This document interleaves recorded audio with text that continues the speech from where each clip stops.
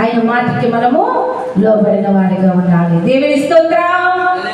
ఇక్కడ ఏ విధంగా హెచ్చరిస్తున్నాడు ఈ సంఘంతో? దేవుడు ఏ విధంగా మాట్లాడుచున్నాడు? నువ్వు భయపడకము, దిగులు చెందకము, నేను నీకు ఉండగా. ఏంటి నీకెవరు కావాలి? ఎందుకు నువ్వు కృంగిపోతున్నావు?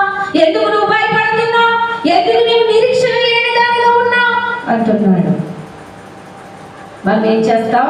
పరిస్థితులను బట్టి కృంగిపోతూ ఉంటాం.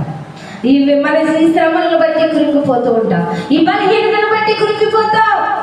మనం దేవుని యొద్ద ఎలా ఉన్నామన్న సంగతి మర్చిపోతాం.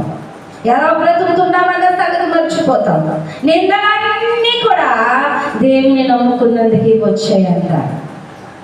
అందుకే దేవుడి సంఘంతో ఏమంటున్నాడంటే, నువ్వు భయపడకు, నీకు శ్రమ కలుగుతుంది, నీకు అవమానం కలుగుతుంది, నీకు నింద వస్తుంది, 10 దినములు నీకు శ్రమ కలుగును, అయినా